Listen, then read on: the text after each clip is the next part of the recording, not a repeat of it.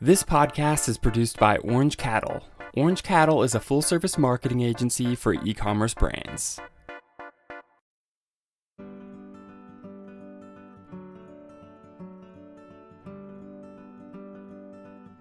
A pivot is crucial to the success of any plan. Unexpected events or circumstances arise on everyone's journey. This seems to be especially true for entrepreneurs. Things rarely go completely as planned. I'm Tad Kelsey, and on The Pivot, I'll chat with entrepreneurs about what they do and how they got there.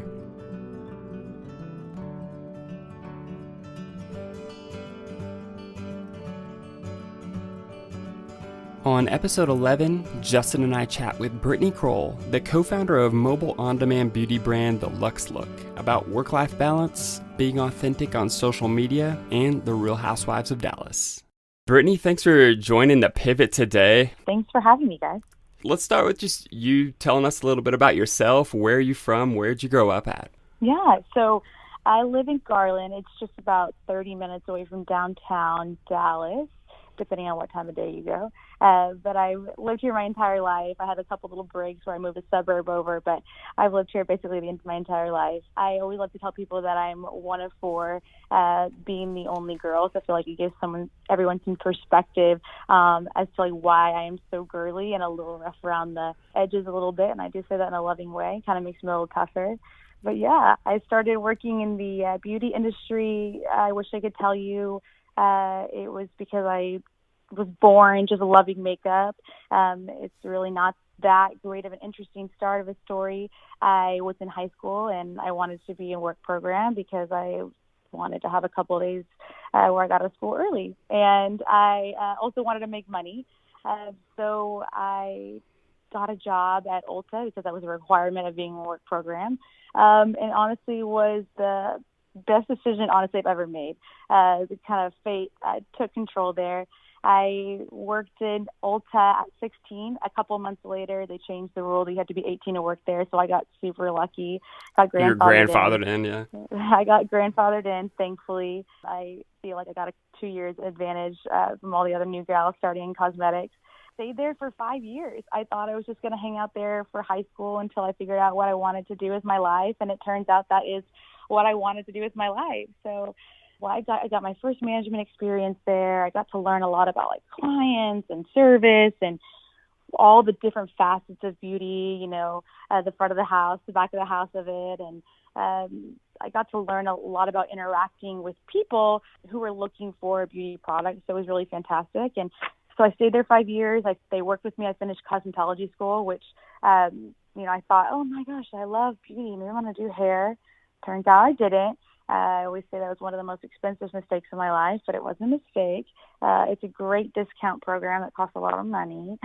But it was where I finished school. And then after I graduated, I left Ulta and started to work at another cosmetic brand, which led to another cosmetic brand, which really, all in all, just enhanced like the level of service and enhanced the level of artistry. And I gained more management experience as I went on. And ultimately led me to be here, starting my own cosmetic, more of a beauty, in a different capacity, not in a retail setting, outside of a retail setting, but a beauty service. So for you, was that scary jumping off away from that huge structure and brand identity of Ulta into doing your own thing? For sure. I mean, to be very honest with you, I did both for a long time. Sometimes I think being younger or just you kind of confuse fear for being realistic. And I did both, and I just couldn't take the leap. And actually, recently is when I finally took the leap, and now I fully am focused on my dream, which I think supports, a lot of the concept of why we started the company is that, when you do too much at one time or you do two things, you're cheapening the quality of work. So that was I'm not giving my best version of me in either capacity. So that's what helps a lot, taking the lead. Why don't you think more people go into, cosmetology school or, the trade that they want to do or at least try instead of going to college? Because for me, I graduated 4-year degree and I think it's almost a complete waste other than like networking. But like, I don't get why more people don't do that. What do you think? Because I think it's a better strategy, honestly. Like, I think it serves way more value like nowadays. I think first you have to be, have that passion or know what that is. And I think that's hard. Right out of high school, think you just do what you think you're supposed to do, which is to go to college, and you don't have a really clear understanding of what you want to do at that point. So I think saying out loud to family that I don't think college is what I want to do, and I want to do hair or I want to do makeup. I think it's a fearful thing for sure. It definitely is very important. Like I always say that cosmetology school was not a waste. It definitely enhances, because our business now is about hair and makeup. Although I primarily, on myself, I only do makeup. It was very important that I went, although I don't do hair. But I always say it's kind of a little waste because I don't do it. So if you're not wildly passionate about doing hair, I don't know that it's necessary for you to go there. Like if you're only passionate about doing makeup, I don't know that it's completely necessary. I feel like there's a lot of chance, you just got to take a leap and hope that it pays off for you in the end. That's fair. You don't know your passion, especially like, it is kind of funny that you get in there at 18, 19, you're like, okay, what do you want to do the rest of your life? You're like, man, I have no clue. I just always think it's ridiculous because in sports and stuff, you'll always see it where you have a college athlete, and they always do it for basketball players. I have no idea why. But then they're like, oh, you shouldn't go pro. He'd go finish his degree. It's like, dude, that is like the worst advice ever. If you're going to be like a first round pick and you're like, hey, a chance to play in the NBA and, make $20 million a year, you go to school to make more money technically, and it's like, people are like, no, it's better to get your education. Like, it's just gotten insane, but it has. I think though, like now, progressively, it's changing a little bit. It's more of an open conversation. It's like easier. I think it'll be easier and easier for people to say out loud, I don't know that college is exactly where I feel like I should be, and I think that's a great starting point. Brittany, so tell us about the catalyst of starting Lux Look with your co-founder Adrian, and just talk about your company. And I really like that on-demand element of what you guys do. Totally. So, working at my last retail job, I had a client that, we're in Dallas. I feel like there's a lot of her, a little more affluent. She would come in like at least once, sometimes twice a week, to get her makeup done, go to dinner, to go shopping, whatever that might be, just whatever to feel special. And as she would come in more and more, we started to develop more of a personal relationship. And I shared with her a little bit about, my idea. And she's like, I want to introduce you to this girl. And so that girl was Adrian. We had lunch. Come to find out, Kathy will go to see Adrian 2 times a week still to this day. We always joke that, she doesn't know how to blow dryer or shampoo or anything. But she gets her hair done. And she introduced us with, we say now that it was probably because it was more convenient for her to have one place, but it really was that meeting was the best meeting I've ever had in my entire life. Adrian and I are a fantastic pair. We're a lot alike, even down to the fact that, we're both one of 4 and the only girl. We're both very passionate about beauty, and we're both very entrepreneurial. We both have an incredibly strong work ethic. And the reason I think it works, and I think in this industry, it is challenging with a woman-led industry. There can be some conflict. And I think the reason why our business works is because Adrian and I will not exist without each other. Our gifts are wildly different and they enhance each other. So we started the Lux Look with the same feeling that anytime, like in the industry currently at that moment, people were getting their hair and makeup done by one person. And it is incredibly, incredibly rare. I'm not saying it's impossible, but it's incredibly rare for you to have the service done by one person and have an exceptional service and end result by one person doing both things. It's like it's very rare. You're going to have really amazing hair and you're going to have okay makeup, or you're going to have a really great makeup and okay hair. And for me, I was an example of that. I know how to use a darn curling iron, but I did not feel great giving that level of service to a client who deserved more. So we started the Lux Look, where we gathered artists and stylists who had the same mindset, who excel in their area of expertise. They excel with their partner, or someone who does hair with them or makeup with them. And we deliver these services at the convenience at the client's home. That was 3 years ago when we started that. Now we do have a studio space, so we can see clients for, we do a lot of weddings, and so we don't have, not all clients want to come to their home, so we offer that option now where they have like a set space to come and join us as well. How do you tell if someone has good makeup or not? Like, like how do you tell if it like looks good or doesn't? I know you're a big sports fan, so when you're out at the Ranger game or something, like how do you tell if who wore it best, or what this girl's, man, she needs help, or like, oh, this person was done by a professional? I think, you can tell by the amount. I think sometimes it's a telltale sign. Honestly, coming down, like just the basis of learning more about makeup in general, I think in the end, it's not about just putting makeup anywhere you want to because it looks prettier, you like the color. Truly, the reason why makeup is there is to create like balance. Our eyes, we're intrinsically trained to find balance to be beautiful. So if you are not a perfectly proportionate human being, that's what makeup's there for. That can create the illusion that you are. And so generally, if you look at someone and they're wearing makeup and you're like, that's a good looking person, they're doing a pretty good job. If you see someone that's like, they could use a little bit of help, I think that's kind of your telltale sign. Yeah, most people when they see me, they're like, oh yeah, that's pretty perfect. Like, there's not much. He's like, and yeah, incredibly balanced human being. I'm crazy.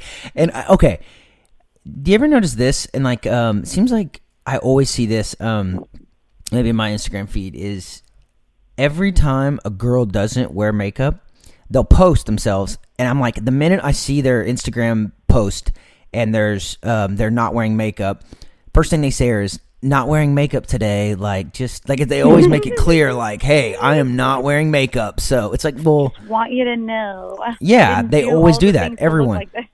Yeah, I always notice that. I notice that my wife's feed all the time. It's just, I don't know. That was just a fun fact. I think in it's not a love hate with social media. I love it, but I think that in social media it's a lot about, for people that are not doing it for their business, it is a lot about affirmation, and I think that's probably why. Just heads up. Either this is all natural, or like, oh, heads up, this is a little all natural, That makes sense. So, the on-demand probably requires you guys to be on your toes a little bit. And what does the schedule look like between you and Adrian being on location, whether it's someone who is on set who's doing some TV, or it's a client in Highland Park and you're just kind of rushing around. And then on top of that, you have your other talent that works for Lux Look that you're trying to schedule. What is balancing your guys' unique schedule because of the on-demand strategy? What does that look like? Well, we have a really amazing girl who works for us. She's our coordinator, who is very realistic with and she, and she knows Adrian and I very well, and she develops really great relationships with the artists. So she understands like what their pace is, how fast they work. Does that artist live in, Arlington, like an hour and a half away from this client? So that way we can set realistic expectations for travel time. So she is really fantastic in that way. I wish I could tell you that I'm the one that does it all, but she is just fantastic. Adrian and I don't always get to work together. We'll have clients who just do makeup only, and we have clients that just do hair only. And so honestly, I don't get to work with her as often as I used to as we get busier and busier. We kind of will interchange. I'll work with another stylist, another artist, and sometimes, we'll have a project that's humongous, and there'll be 4 makeup artists and 4 hairstylists. I think at the moment we're at a pace where it's comfortable. Every couple months or so we get this surge where we have to add, more artists or more stylists. So, everyone still maintains the quality of life that we can get to our clients at a reasonable time, that, the service is taking the appropriate amount of time that's cohesive for a client's lifestyle. How do you guys recruit your stylists and your artists? Up to this point, a lot of it has been referral. I think we always say like the beauty industry is a very large, small community, and everyone knows everyone, which has been really fantastic. For me, it's not about just being able to do amazing makeup or just being able to do amazing hair. I care more about someone being reliable and being a quality human being and being able to connect with someone and listen to a client. I feel like what's very common in the beauty industry or artists or stylists. They want to do what they want to do versus what the client wants. So I think I've been lucky so far to know the community locally, and that we kind of have a general idea. But as we get busier and as we start to build the brand, we did have to, put a feature on the website that we're recruiting talent, and we're sharing it on, there's some forums that are, Facebook groups that are beauty communities, and it is requiring us to be very selective and making our interview process a lot more thorough, because this is our business, and it takes one foul service or experience to really sour it. So so far that's kind of where we're at. Changing gears a bit here, onto more of a heavier, serious question. I think that the challenges and difficult times are usually our greatest source of lessons we learn in life, and we could be juggling family, marriage, career, and just a bump comes in the road, and that's something that we have to learn a lot from, or forced to wrestle with while continue to do excellent work in our careers. Since starting your company, just tell me about your worst or hardest season of life, your worst day. Where have you had a lot of difficulty, where it's just really been a challenge? Not too long ago, I was in a elevated role with the top cosmetic brand in the industry, and I was juggling having the business that was progressively getting busier and busier, which is what we wanted. But as I progressively got busier with the business and traveled quite a bit for my role with the cosmetic brand, the level of happiness at home as a mother was starting to be concerning. And when I realized that, my children weren't as happy, or my home wasn't as happy as it could be, it definitely decreased the level of happiness or satisfaction in me. And I know that, if I am not my best self, I can't be the best leader. And that was what was the moment for me when I realized, okay, it's time to, yes, everyone wants this job that you have with this cosmetic brand, but it's time to let it go, because it's time to follow your dreams and to be a better mother and to be a better business owner. And honestly, it was not too long ago, and it was the best serious decision of my life. Yeah, that work-life balance is so important. I just think that you could have all the success in your career, but there's just countless examples of people who have said to themselves, I remember seeing one time an interview of Tom Brady, of all people, and I don't think that guy's had a bad day in his career ever. And he wins the Super Bowl and just says, is this it, Yeah. And so let's move into our pseudo rapid fire section. What's the best marketing advice you've ever received, Brittany? I think I've been in the retail setting. I was very lucky to have a lot of quality connections with people, and I'll never forget meeting this young lady who has made a living off of her social media presence as an influencer and branding herself on social media. And I enjoyed talking to her. I was so impressed by her because she was so young and so successful, but also so willing to give advice and all this information, this wealth of knowledge that she was. And one of the things two things that she had shared with me that I thought were so impactful. She asked me, how we were marketing our business, how we were branding our business, and how we were gaining new clients. And at the time, it was a lot of word of mouth, a lot of Facebook, a lot of Instagram. And one of the things that she had brought to my attention was utilizing Pinterest. And that has been such a game changer for our brand. And I felt so dumbfounded. I was like, oh my gosh, I'm on Pinterest nightly. I'm looking at things. I'm just tagging things that ends up being there for an hour. And I'm like, women are doing this. People are doing this before they go to bed. This is just a market I need to start capitalizing on. And it has been such a game changer for us. The other thing that she shared with me, because she was in the beauty industry, was the importance of branding yourself and being genuine. I think in the beauty industry it is a little bit more challenging because there's a lot of filtered versions of us. And she was adamant, people don't want to see another pretty face. You need to show them your personality and be authentic, and that will help you grow your brand. And it truly has. Like, how do you determine what's authentic and what's not? Like, do you just give it a lot of thought, or? I think it goes to like, I mean, let's say you're a person just branding themselves as a brand, posting pictures all day long of like perfect hair and makeup and everything in their life they're projecting as perfect. There's so much of that.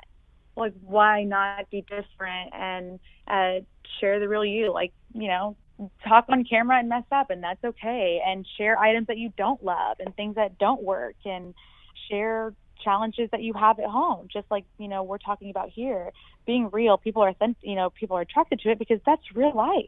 So as you guys you're growing and getting your brand name out there, how did you get your first customers that weren't family or friends?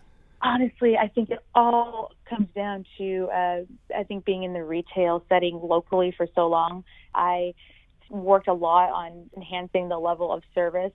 How do you listen to client, listen to verbal and nonverbal cues, and does your client love this and does your client not love this, and changing the pace if they need to change it, which led to more quality interactions, which led to more regulars, which led to a great following. So when it was time to step off and start your own, it was very impactful that I had clients that were already with me. So without that, for me at that moment, without the retail side of it, it would have been a lot more challenging for sure. On your website, you guys talk about being on set. When did you get that first customer where like you just couldn't stop smiling? You were like, I can't believe she wants me to do her makeup, or for Adrienne, I can't believe she wants me to do her hair. Like, what was your first like big name client or first client that you were just really excited about? I think that my husband, that is funny. He is a sports fanatic, and I just remember meeting one of the first athletes' wives, and her being a client, and then it being a regular client, a reoccurring client. I'm like, God, I've got the best wife award. Like, at another level, I was so excited. He loves baseball, and I had a couple other athletes' wives that were, in the NBA or NFL, and I think he cared, but when I got to hang out with Chanel Fielder, Prince Fielder's wife, and started to develop a great relationship with her, I mean, I think I'm the best wife for life. Now I'm set. Did Cody ask to go play on the field? Like, he's like, hey, can you introduce me to Prince, and like I'll go out there and shoot the breeze with him? She's so awesome. She as I started to do her makeup more and more because they only lived here half the season, and she didn't have a lot of friends outside of the baseball community locally, and she would invite us to games, and she knew I had talked to her about how much my husband loved baseball, and she was just so kind and let us go to the games with her and sit on the same row as Pudge and then go into the dugout. And jeez. Cody's claim to fame is, as we were leaving, Prince had a flat tire, and Cody got to air up his tire. His happiest, That's hilarious hilarious. dude in the world. He was like, Prince, I got this. Don't worry, Prince, I got it. He's got it, and then you're like, and Cody's like, leave me a 4-star review or a 5-star review on Yelp, and then Cody went and started this tire business. No, he didn't. That is pretty crazy. He aired up Prince's tire. Yeah, that's awesome. He did. I think for Adrienne and I, outside of just the sports community, this year we were so lucky to be a part of Real Housewives of Dallas. It was something that was more exciting for us because, it's women and television and all that jazz that gets women more excited than sports. And this season has been really fantastic. We were so honored that, she asked us to join her several times. And then eventually Bravo started asking us to hang, and it was it's been a fantastic year. That's insane. So have you watched all the Real Housewives episodes? Oh my God, I'll have to tell you that I haven't. And what's your favorite city? New Jersey was pretty good. That was crazy. New Jersey. Yeah, Man. but it's not crazy anymore. Yeah, I have to watch the season. I have to watch the Real Housewives of Dallas this season. It's a little embarrassing because she would say things. I'm like, I don't know who that is. I don't know why she's mad. I don't know what's going on. So no, I have to keep up a little bit better this year. That's awesome. I watched Totally Cavallari or whatever that show is. I've seen a couple episodes. That's a new one. What's it called? It's Cavallari. Sports Cavallari. Yeah, it's sports related though. That's why. Yeah, because Jay, but he's not in it a lot. But it's interesting. I don't know. I don't know why I watch it, so it's embarrassing. He watches it by himself. Now I have, yeah. My brother's wife got me into it, and now I watched it. Oh my gosh. Oh gosh. man, I'll edit that out, Justin. So, Brittany, who's one of your favorites in style, the beauty industry, fashion, when it comes to branding and branding themselves or branding their products? I admire Anastacia. I was really lucky to work with her for a long time and have a lot of time with her and learn from her. She was I guess she owned the most profitable or largest privately owned cosmetic brand up until recently. And she's an incredibly successful woman, and I think she really understood early on the impact of social media, the impact of being authentic. She is always on social media and just being very real and very raw, and I always appreciated that about her. As an entrepreneur, as a business owner, what I really appreciated about her in that aspect was, she was an incredibly busy woman, but if there was a time that, other educators for her brand came, she spent days with us making us stronger educators, and she really valued the quality in her product and the quality of services that we would deliver to her clients. And she would spend, ridiculous amounts for a woman that busy to make us better because she understood the impact that we had out in the field. So I really, really admire her. Additionally, I just thought of something. I think in the beauty industry, it can be a very competitive environment because it is so saturated. But something I've always admired about her is her openly celebrating and sharing the success of other brands instead of seeing it as competition. I've always admired that. And I think that has a lot to do with why people are just naturally drawn to her as a person, which has definitely helped her propel her brand. So we're just going to end on a fun question because we love TVs and movie and podcasts. What's your favorite TV show or movie right now? I wish I could say I was into something new, but I'm still a diehard for The Office. Oh man, that show is so awesome. It's got a classic loyal following. Yeah, we have a friend that literally, he literally watches The Office the whole season and then just starts it over from the beginning and just keeps doing it over and over and over and over. I'll tell you. It's one of those shows where you can just watch it and then you kind of forgot that happened, and it's all still so funny. I know, it is. Even the last season, did you like the one? Did you like the one when Michael left at the very end? No, not as much. I think once that happened, not as good. But it's like one of those shows I could watch over. I mean, it's so good. So good. Like, it's not as good as It's Always Sunny in Philadelphia, which your husband got me into. I don't even think watches it anymore, which is sad for him.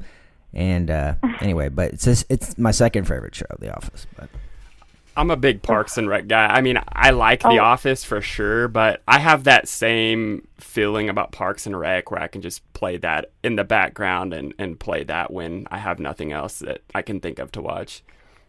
Honestly, Parks and Rec will come for a close second for me. It's so good.